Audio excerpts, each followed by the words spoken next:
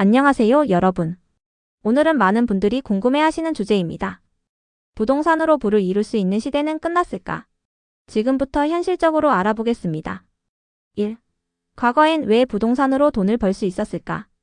2000년대 초반부터 집값은 꾸준히 상승했습니다. 특히 서울 수도권은 상승률이 매우 높았습니다. 저금리와 개발 호재, 수도권 집중 현상이 큰 영향을 줬습니다. 2014년 서울 아파트 평균 가격은 약 4억 원. 2021년엔 약 11억 원까지 올랐습니다. 7년 만에 거의 3배 가까이 뛴 겁니다. 당시엔 돈을 빌려 집을 사는 영끌이 많았고 전세를 끼고 투자하는 갭 투자도 활발했습니다.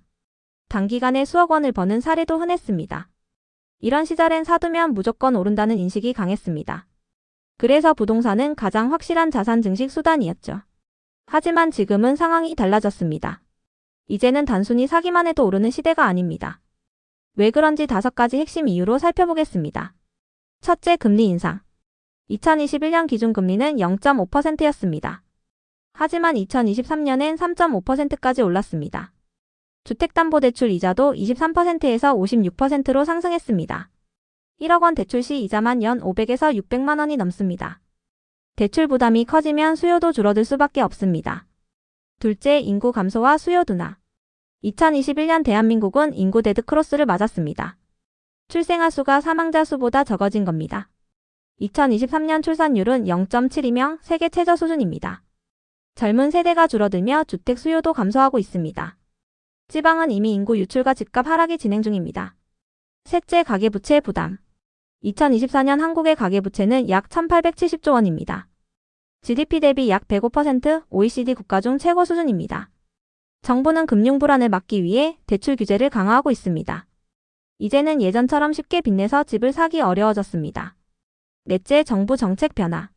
이전엔 부동산 규제를 완화하던 시기였습니다. 하지만 최근엔 규제와 세금이 강화되는 방향입니다. 다주택자 규제, 보유세 강화, 거래세 인상 등 정부 정책 기조는 시장 안정화에 맞춰져 있습니다. 다섯째, 이미 오른 집값.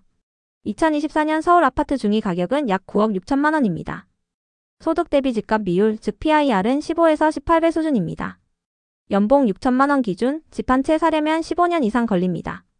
이미 가격이 너무 올라 추가 상승 여력은 제한적입니다. 그럼 이제 부동산으로는 부자가 될 수 없을까? 그렇지는 않습니다. 하지만 더 이상 묻지마 투자는 통하지 않습니다. 앞으로는 훨씬 정교한 분석과 전략이 필요합니다. 예를 들어 이런 지역은 여전히 기회가 있을 수 있습니다. 입지가 뛰어난 핵심 지역, 교통이나 인프라 확충 예정지, 인구 유입이 꾸준한 신도시 주변, 산업단지 인접한 배후 수요지 등. 하지만 반대로 지방 노후주거지 인구 감소 지역은 조심해야 합니다. 부동산으로 부를 이루는 건 여전히 가능하지만 사기만 하면 오른다는 시대는 확실히 끝났습니다. 이제는 분석력, 전략, 리스크 관리가 핵심입니다. 대출 의존보다는 실수요와 장기적인 관점이 필요합니다. 오늘 영상이 도움이 되셨다면 좋아요와 구독 부탁드립니다. 감사합니다.